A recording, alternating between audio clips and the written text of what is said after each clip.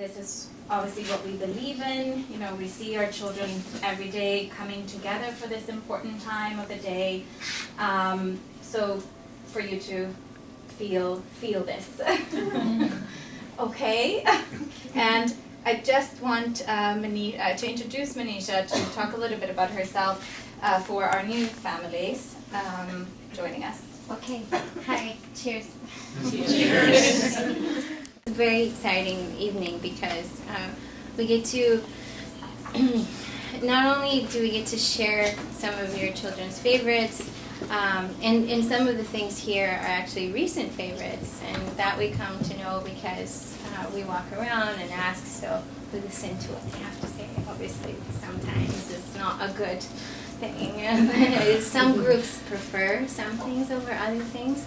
Every age group actually differs. I'm starting to catch on now in the third year that there are some things that run more smoothly in lower ages and maybe not so much in higher ages. So I'm starting to see the trends, and their comments they range from like hilarious to like they walk in and they smell the wafting scents and like they're like, oh, that smells like pasta, or oh, that smells like bread or whatever, or that smells awful.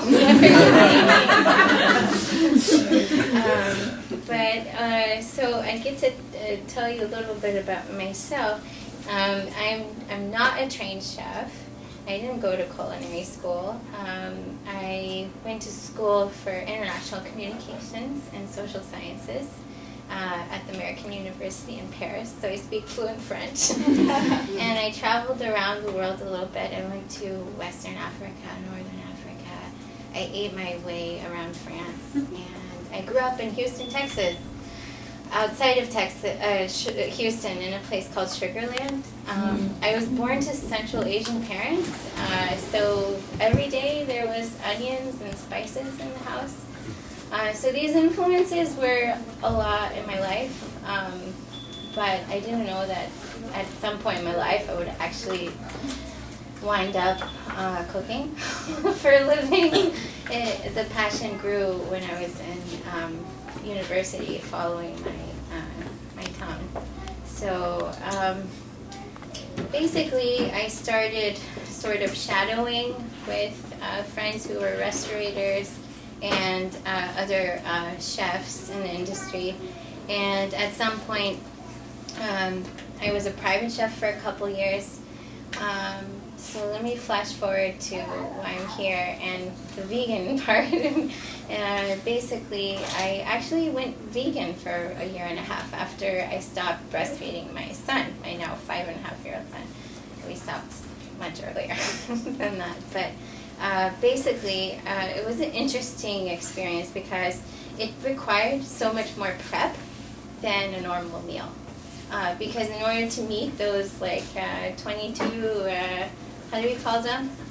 Nutrients, amino acids, all of those things that you need in order to be a fully functional human being, you have to do a lot of prep. And as a result, because I do all of that here, I don't like to cook at home.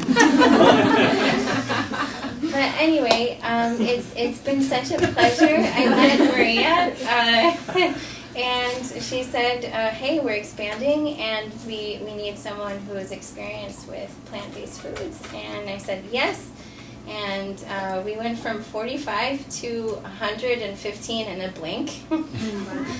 And the staff doubled, of course. And it's been such a beautiful experience. I once actually applied to culinary school and later rescinded because I felt like I didn't really need to go to school, but that's a conversation for another time if you want to take me for a cocktail. But what was beautiful about this was actually something I had written in my application acceptance letter, was that I dreamed to work in a place where there's a garden and there are children. And there's sort of, you see every moment of the cycle. And so I've learned about having a garden, and I don't have a green thumb, but some of our parents do. And it's touch and go. and I've learned about composting, which has been amazing, and I get to work in this this sensorial lab and share it with your children, and they're amazing. They, even if they're next door, they come here either for bread making or for prepping the daily meal, and they give their opinions and their input, and they ask their questions, and they get to experience the smells, the textures, the taste. And then there's the communal meal, which is amazing. They sit around the table with their peers, and there's just a meal presented to them, and it's their choice if they like to choose to eat it or not eat it. And in more cases than not, they do, surprisingly. And that's more than I can say for my son, who is becoming increasingly a picky eater. And so anyhow, that was a bit about myself, why I'm here, and thank you so much for coming this evening. I will be around to chat with you a bit. I hope you can enjoy some of the stations. We have set up a gratin, root veggie gratin with cashew cream, and then we have a sort of Sephardic pilaf dish, and there's some broccoli pea salad, raw cabbage, carrot slaw, and you have some homemade bread and spreads in that room, pasta and taco station in that atelier. Eat up and come back around 7. Tamara is a better presenter than I am.